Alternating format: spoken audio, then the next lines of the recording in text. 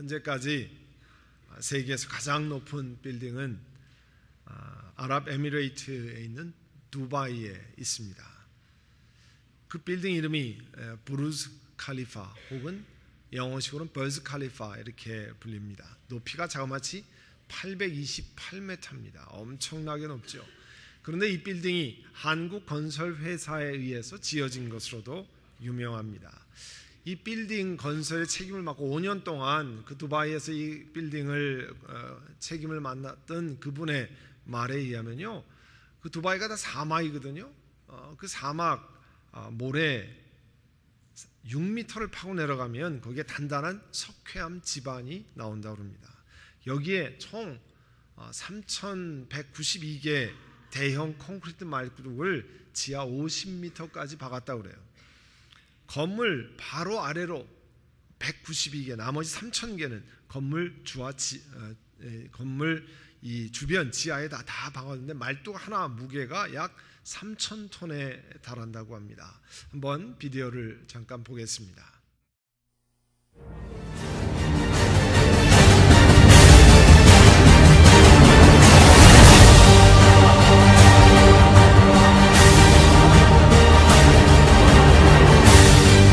At the tallest building in the world, a new era has begun.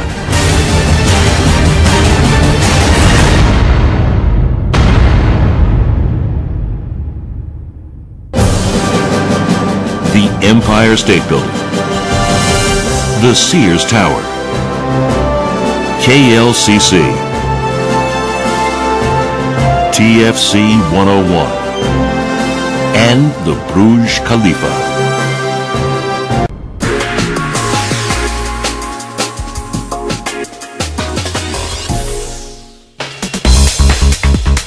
The 500,000-ton tower was built on a 3.7-meter thick raft foundation with 192 1.5-meter diameter board piles extending 50 meters below the raft. Having secured its structural stability by using high-strength concrete, the 162-story structure was designed to withstand seismic forces up to the 6-degree magnitude on the Richter. 보시기와 같이 이런 어마어마한 건물을 세우기 위해서는 당연히 단단히 기반을 만들어야 됩니다. 그리고 그 무게를 버티고 서 있을 수 있어야 돼요. 이 두바이에 버즈 칼리파가 있다고 하면 우리 대한민국에는 롯데 월드 타워가 있습니다. 대한민국에서 가장 높은 건물인 건 당연하죠. 그렇지만 전 세계적으로도 세 번째 높은 건물입니다. 총 123층으로 되어 있고요. 높이는 555m에 이릅니다. 이 건물도 기초공사한 이야기를 읽어보면 굉장합니다. 롯데월드 타워의 바닥에는 화강석 안반이 있는데요. 그 위에다가 4,200톤의 철근, 8만 톤의 고강도 콘크리트를 투입한 기초공사를 거쳤습니다. 그리고 세계 조금 아까 봤던 부르즈 칼리파 기초공사에 투입한 콘크리트 양의 2.5배를 바닥에 붓고요. 안반에는 지름 1m, 길이 30m의 파일 108개를 추가로 박아 넣었습니다. 그 위에 6.5m 되는 두께로 콘크리트를 부어 넣었어요. 그러니까 이 부르즈 칼리파나 혹은 롯데 월드 타워나 모두 기초공사라는데 엄청난 시간이 들고요. 엄청난 물질, 돈, 재료들이 들어갔습니다. 그렇지만 그거는 그 건물을 지탱하기 위한 당연히 낭비가 아니라 견고한 건물을 잘 지탱하기 위한 인베스트먼트입니다. 그리고 엄청난 준비예요. 오늘 함께 읽은 우리 하나님 말씀은 예수님이 사람들을 가르치신 그런 산상수 Sermon on the Mount의 제일 마지막에 등장하는 말씀입니다. 이 결론에 해당되는 부분인데요.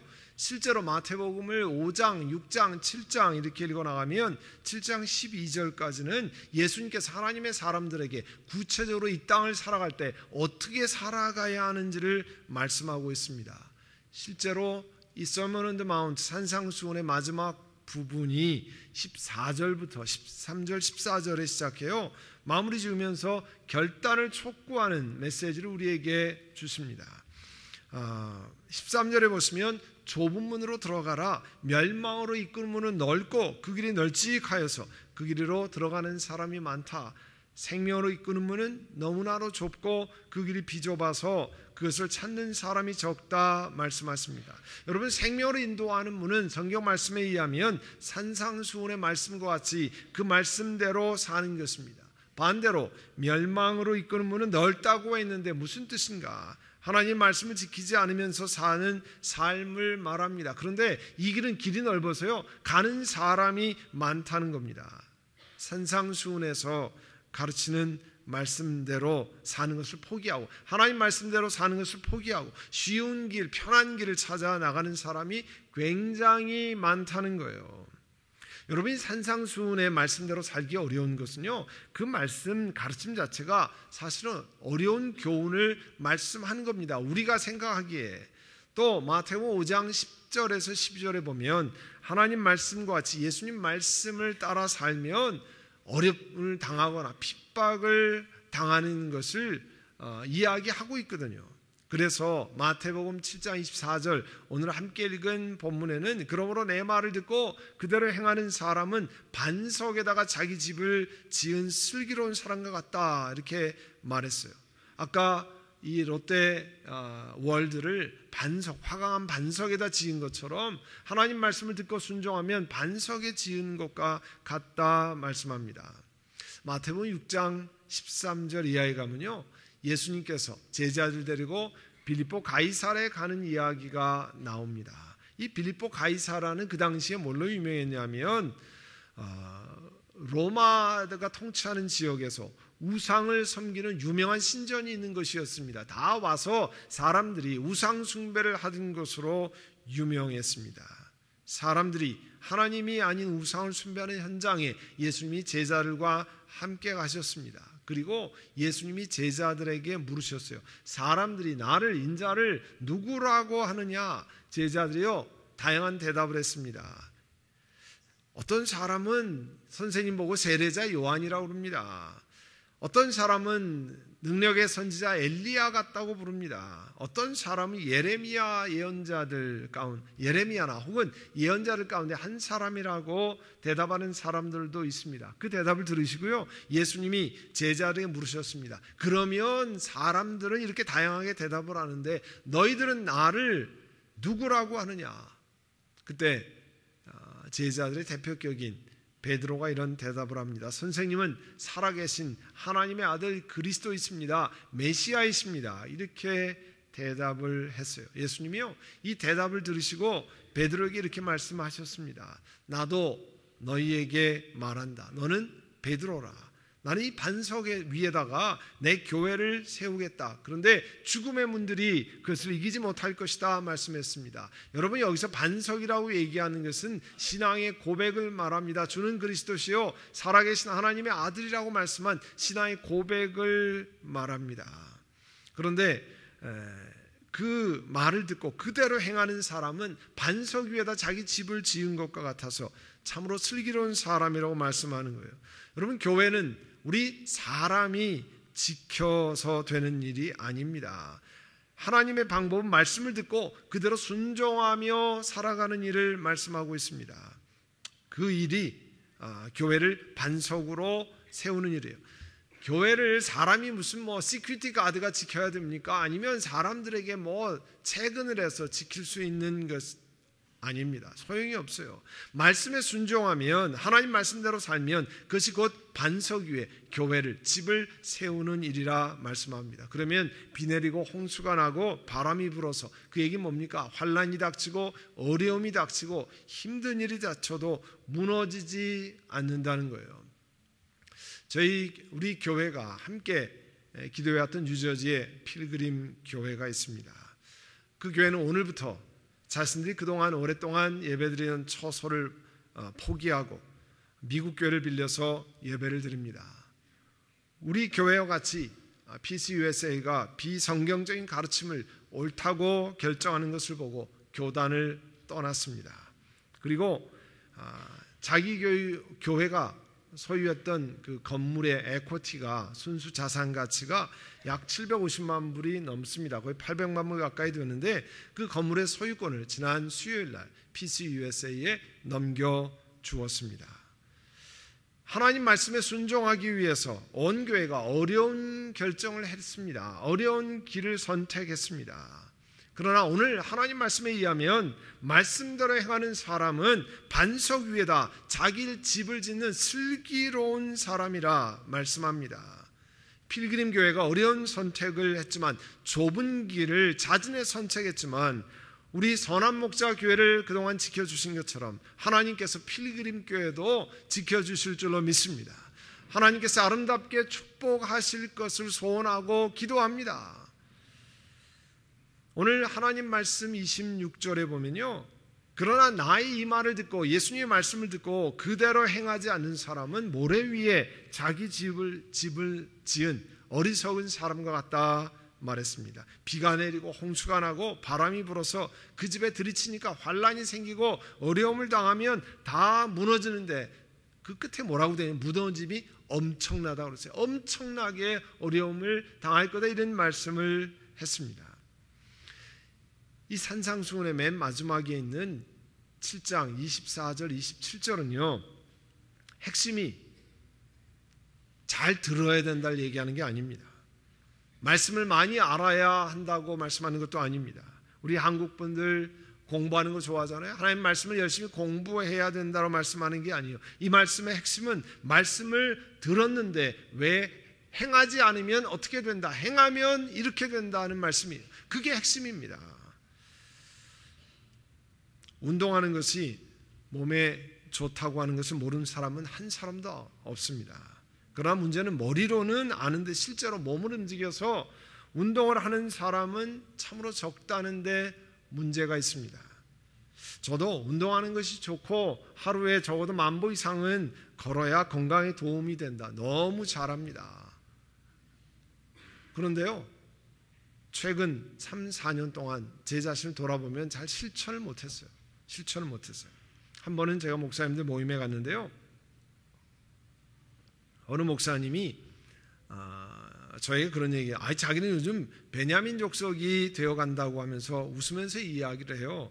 이스라엘의 12지파 가운데 처음으로 왕족을 배출한, 사울 왕을 배출한 족속이 베냐민 족속입니다. 그래서 제가 왜 당신이 베냐민 족속이 되어가냐고 물었어요. 그랬더니 자기 배를 치면서 제가요 베냐민 족속이 되어가고 있습니다 그러더라고요. 베냐민 족속. 저도 머리로는 아는데 실천을 못하니까요, 삶 속에서 그렇게 하지 못하니까 다른 사람들이 저의 배를 염려해주는 지경에 이르렀습니다. 아마 여기도 그런 분들 많이 계실 거예요. 베냐민 족속으로 이렇게 가는 분들이. 우리 교회에서 하는 중요한 영적 훈련의 하나는요, 주일 예배를 드릴 때 설교를 메모하는 겁니다. 그 메모하는 것을 주중에 다시 보고 묵상하고 그 말씀을 삶 속에 어플라이하는, 실천하는 데까지 이르게 하는 일입니다. 그런데 왜 그렇게 하는가, 왜 그것을 수도 없이 강조하는가를 잘 기억하셔야 됩니다. 여러분 주일 예배 오늘 나오셨는데요, 여러분들이 하나님 앞에 오늘 지금까지 뭘 드렸습니까? 처음엔 찬양을 올려드렸습니다. 그리고 신앙 고백, 아포스토스 크리드라고 하는 사도신경으로 신앙 고백을 드렸어요.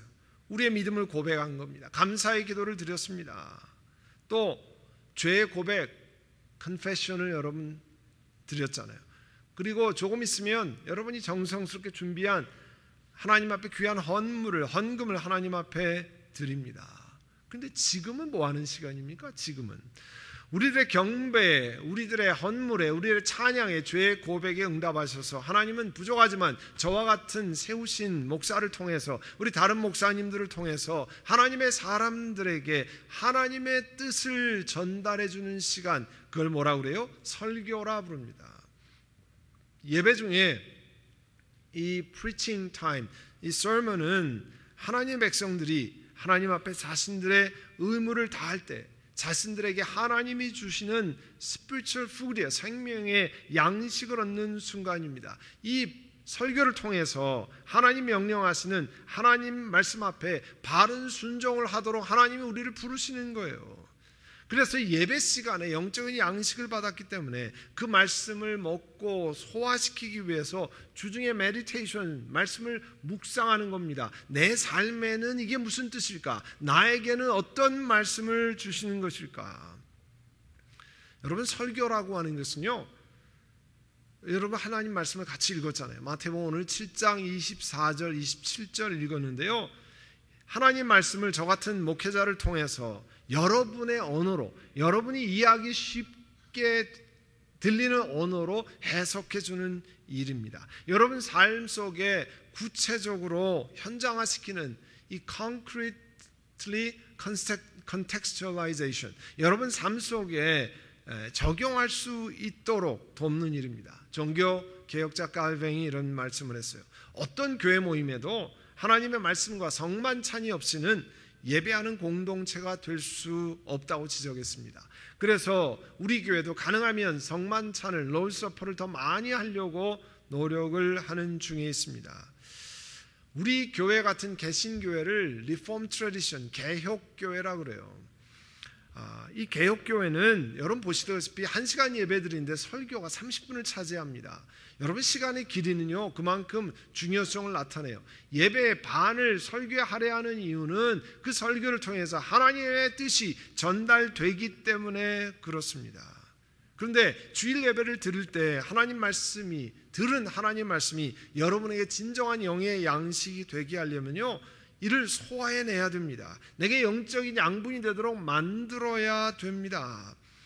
아무리 좋은 음식을 먹어도 여러분 위장 장애가 있어서 소화를 못 시켜서 다 배설하면요 양분 얻지 못합니다. 영양실조에 걸려요. 좋은 음식을 먹었는데 또 수분을 계속 배출을 하면 탈수증에 걸리잖아요. 입원해야 돼요. 이렇게 영적인 양분을 얻기 위해서 하는 첫 번째 작업은, 여러분은 적어도 다른 건 안 해도 주일 예배는 꼬박꼬박 참여하시잖아요. 그럼 예배 시간에 하나님의 뜻을 전달합니다. 설교를 통해서 그 설교를 묵상 노트에 메모하는 일이에요. 목사님, 제 나이 되면요 적어도 소용이 없습니다.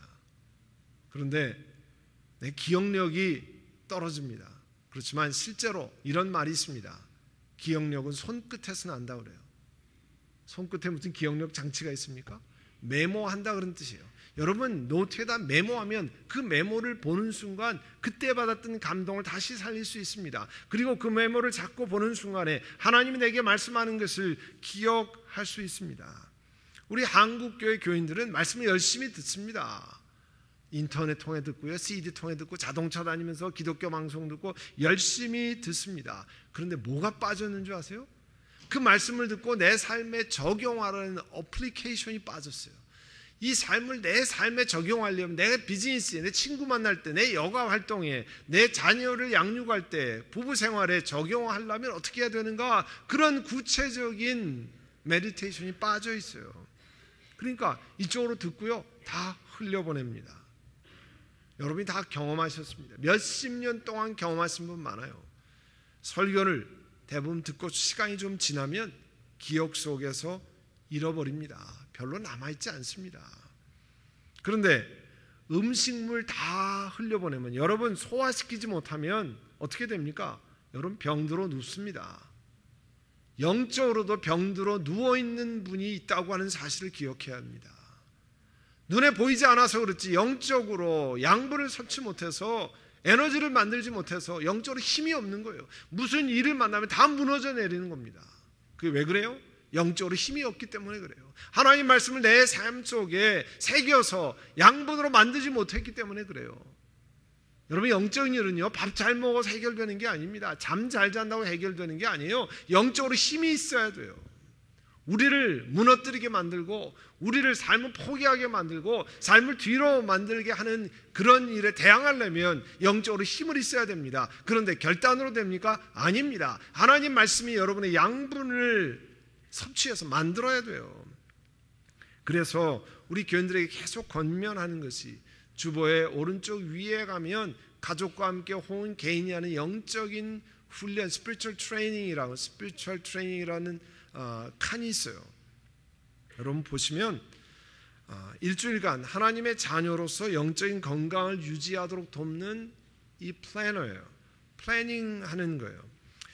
여러분 자기가 가지고 있는 것을 이렇게 체크해 보면 일주일만 체크해 보면요, 2주일만 체크해 보면 내가 뭐를 안 하고 있는지 뭘 하고 있는지 명확하게 드러납니다. 우리가 이 건물에 와서부터 자발적으로 우리가 함께하기 위해 선교회들이 각 그 층에 있는 화장실을 나눠 맡았습니다. 들어가니까 선교부가 뭘 해놨냐면 체크리스트를 만들었어요. 화장실 거울 닦았는지, 그 다음에 그 변기 혹은 바닥 청소, 싱크 세면대를 닦는 이렇게 칸이 있어요. 거기 체크한 거 보면 그걸 하다 보면 체크를 하면 오늘 바닥 안 닦았네? 그걸 보고 또 하잖아요. 요즘에 들어가 보면요 비어 있어요. 남자 화장실, 제 여자 화장실은 모릅니다. 남자 화장실 비어 있어요. 하고 체크를 안 한 건지 안 하는 건지 그건 모르겠어요. 이제 2018년부터 다시 발동을 걸어서 우리가 함께 해야죠. 그거 보면요 금방 한눈에 나타납니다. 영적인 것도 마찬가지예요. 설교 서두에서 말씀드렸습니다. 멸망으로 이끄는 문은 넓다고 그랬습니다. 그 길이 아주 널찍이 해서 그러로 들어가는 사람이 많더라고 마태복음 7장 13절에 말씀했어요. 다른 사람도 다 하니까 나도 그렇게 합니다. 그러면 다른 사람들이 죽으러 가는 길도 다 괜찮으니까 쫓아가겠습니까? 아니죠. 생명에 가는 길은 비좁아도 작아도 그 길로 가야 될 것 아닙니까? 성경에 생명으로 이끄는 문은 너무나도 좁고 그 길이 비좁아서 찾는 사람이 적다라고 말씀했습니다. 한국 교회가 갖는 문제, 우리가 늘 이야기하는 것은 우리의 하는 말과 행동이 다르다는 겁니다. 왜 저 같은 교회 지도자들부터 말과 행동이 다른 현상이 계속되는가 하는 것입니다. 열심히 하나님 말씀 들어요. 그렇지만 그 열심히 있는 하나님 말씀에 순종하려고 하는 단단히 결심하는 각오가 없으면 안 된다는 거예요. 하나님 말씀 듣고 내 생활하는 태도를 하나님 말씀에 따라 고치려고 하는 결단 없이는 우리의 신앙이 성숙해지지 못합니다. 여러분 그러려면 쉽지 않아요. 이렇게 말랑말랑했는 풀도요 말리면 딱딱해져요. 밥그릇에 붙어있는 밥풀도요 처음에 바로 띄면은 아무런 문제가 없는데 하루만 지나보세요. 띄면요 막 그 철사로 된 솔로 문질러야 떨어져요. 그렇게 딱딱해집니다. 그러면 내 신앙생활이 몇십 년간 굳고 내가 세상적인 방법으로 굳었던 것을 새롭게 하려면 그냥 되겠습니까? 하나님 말씀을 내 삶에 적용해서 어떻게 하든지 그것을 깨트리려고 노력하고 회복하려고 하나님 말씀대로 가려고 노력하지 않으면 그런 일이 일어나지 않습니다. 교회 생활은요 열심히 하는 사람은 1년만 다니면 교회 생활, 선한목자교회 어떻게 신앙생활하는지 다 알아요. 그리고 어떻게 하면 사람들의 인정도 받고 어떻게 하면 사람들이 박수치는지 다 알게 됩니다. 그러나 하나님 앞에 신앙생활하는 건 하나님 말씀대로 내 삶을 바꾸는 거는요 그렇게 가지고 되는 게 아닙니다. 하나님 말씀이 가르치는 것에 대해서 내 삶을 깎아내리면서 변화하려고 노력해야 됩니다. 실천해야 됩니다. 유명한 초대교회 삶을 연구했던 알렌 크라이드라는 학자가 있습니다.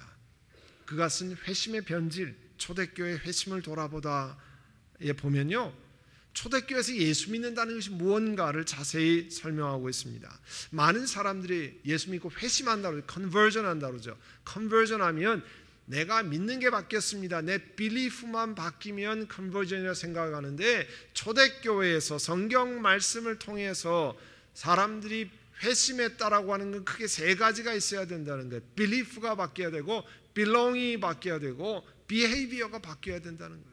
내 신념 체계가 바뀌어야 되고 내 삶에 속한 것이 바뀌어야 되고 그 다음에 내 행동이 바뀌어야 된다는 거예요. 그래서 초대교회는 세례받는 사람들이 그리스도인으로 살아가도록 처음부터 도왔습니다.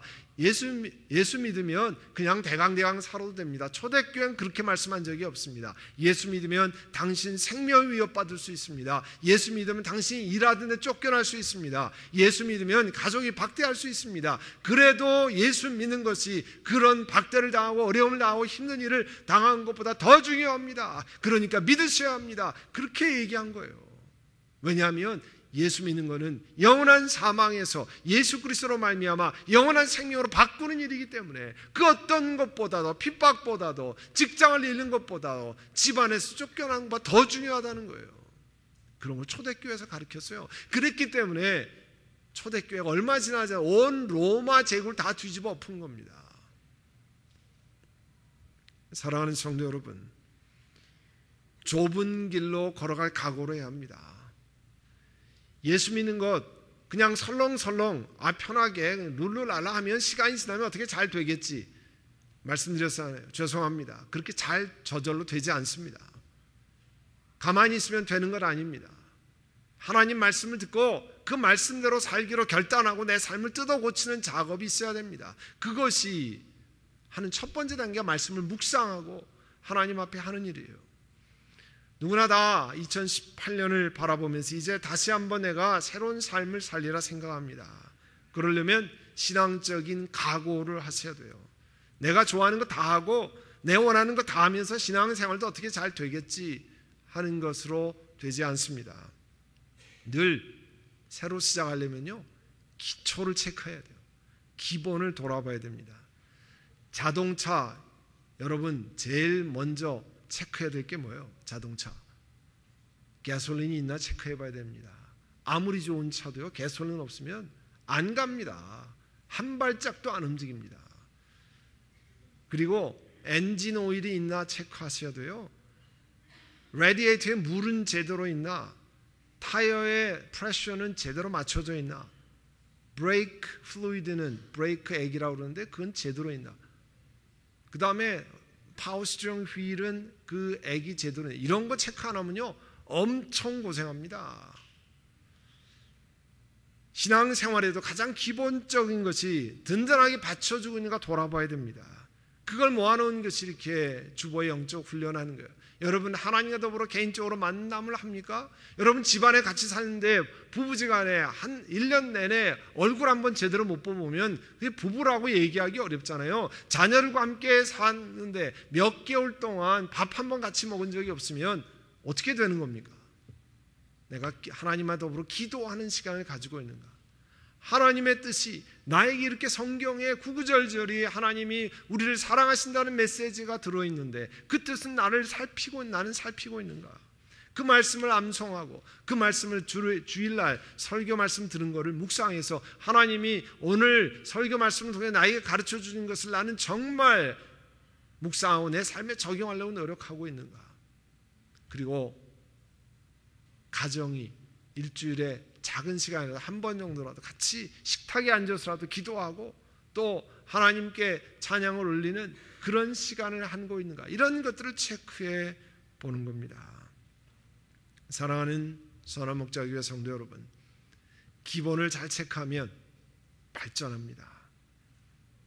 그리고 신앙의 기본을 잘 하면요, 배우면요, 신앙생활이 재미있어집니다. 신앙의 반복을 계속하면, 기본적인 것을 반복하면 어느 시간에 내가 그리스도 앞으로 점점 다가가고 있는 것을 발견합니다. 변화된 것을 발견합니다. 콧노래 부르며 쉽게 예수 믿는 거 그냥 대강대강 쉽게 가면 잘 될 겁니다. 저는 그렇게 말씀 못 드리겠습니다. 성경에도 그렇게 말씀드린 적이 없습니다. 믿음의 사람들이 지난 2000년 동안에 그렇게 살아오지는 않았습니다. 오늘도 예수 믿으면 어려운 일이 일어납니다. 집안에 가까운 사람이 여러분 핍박합니다. 회사에서 조롱거리가 될 수 있습니다. 다른 사람들에 의해서 피해를 당합니다. 그럼에도 불구하고 하나님 말씀대로 살아가는 것이 중요하기 때문에 단단한 각오를 하셔야 됩니다. 여러분 롤러코스터를 탈 때 어떻게 합니까? 비행기를 탈 때 fasten your belt, 네? 벨트를 단단히 묶으라고 그러잖아요. 2018년 시작하면서 신앙의 각오를 단단히 하셔야 됩니다. 그러면 하나님이 새로운 삶의 여정을 보여주십니다. 하나님께 새로운 것들을 결단하면 하나님이 주시는 놀라운 은혜를 여러분에 부어주실 줄로 믿습니다. 기도하겠습니다. 여러분 이 시간 묵상으로 하든지 혹은 소리내어 기도하든지, 하나님 내가 2018년엔 새롭게 결단하고 살아보려고 합니다. 그냥 설렁설렁이 아니라 하나님 말씀대로 내 삶을 돌아보기를 원합니다. 우리 함께 기도하겠습니다. 사랑하는 주님, 2018년에 하나님 귀한 은혜를 주셔서 지금까지 오게 하셨습니다. 이제 2018년을 맞는 시간이 얼마 남지 않았습니다. 우리 삶을 돌아보고 하나님 말씀에 우리 삶을 조정해서 회개하고 돌이키고 순종하기를 원합니다. 그래서 주님이 말씀하신 반석 위에 세우기를 원하오니 하나님 은혜를 저희들 한 사람 한 사람에게 베풀어 주시옵소서.